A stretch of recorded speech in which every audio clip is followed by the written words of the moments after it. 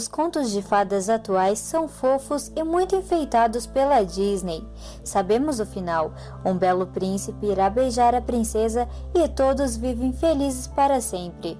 Mas será que sempre foi assim?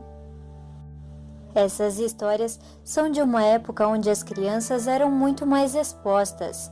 Ser devorado por um lobo, por exemplo, era um risco real. Os contos passaram a ter um ar mais infantil a partir dos irmãos Grimm, porém, eles mantiveram a maioria dos detalhes sórdidos. Mais tarde, foram adequados para as crianças pela Disney. Conheça agora 5 das piores versões originais dos contos de fadas.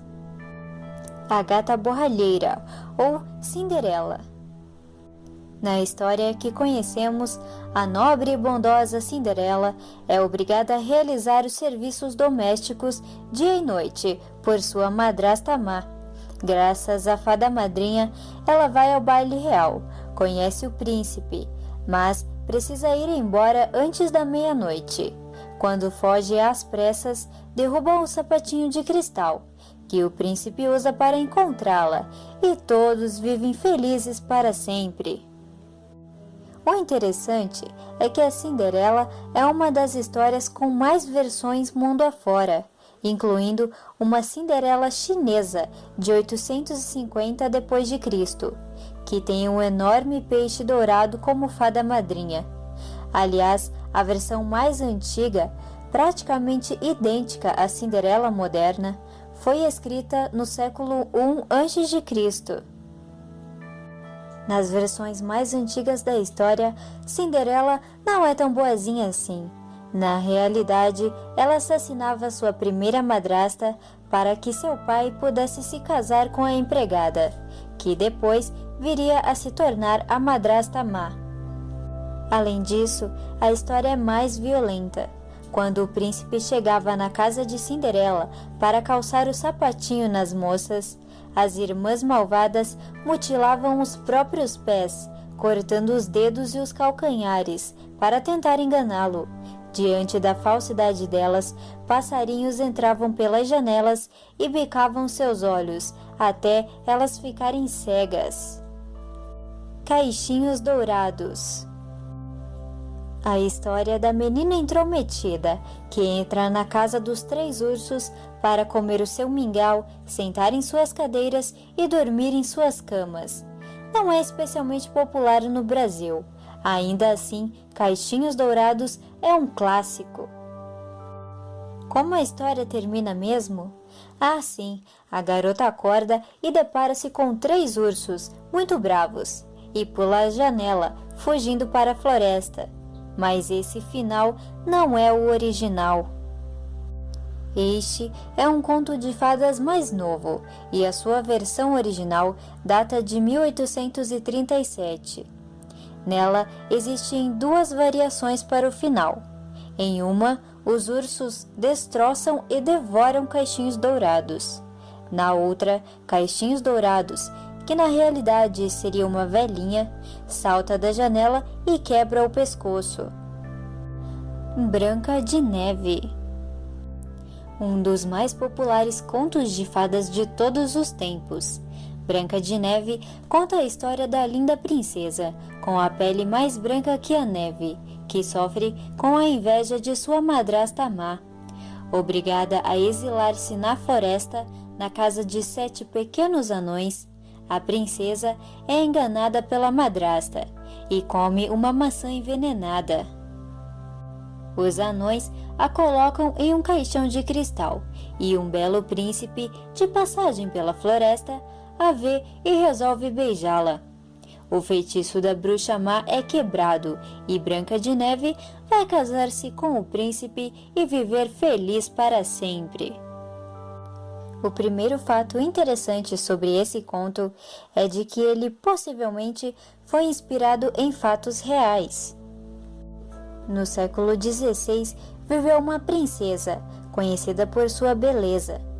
Ela cresceu na região de Valdique, onde as crianças pequenas que trabalhavam nas minas eram conhecidas como anões. Ela era detestada por sua madrasta. Felipe II, da Espanha, decidiu casar-se com a bela jovem, mas antes que isso fosse possível, ela morreu envenenada. Muito provavelmente, a história da linda jovem que perdeu a vida cedo demais ganhou força no imaginário popular, sendo depois adaptado pelos irmãos Grimm. Contudo, as primeiras versões estavam bem longe de serem fofas. Todos devem se lembrar que no filme da Disney, a rainha má pede ao caçador que mate Branca de Neve e traga como prova do feito o coração da moça. Ok, no original, o coração e em muitas variações os pulmões, rins ou outros órgãos internos devem ser trazidos para que a rainha coma-os. Um dos momentos mais românticos da história que conhecemos é quando o príncipe acorda Branca de Neve com um beijo de amor verdadeiro. Mas, originalmente, ele coloca a moça desfalecida em seu cavalo para levá-la ao castelo, e ela acorda com o trotar do animal. O que o príncipe gostaria de fazer com o cadáver de uma bela moça dispensa comentários. E um último detalhe que não podemos ignorar é o destino da vilã.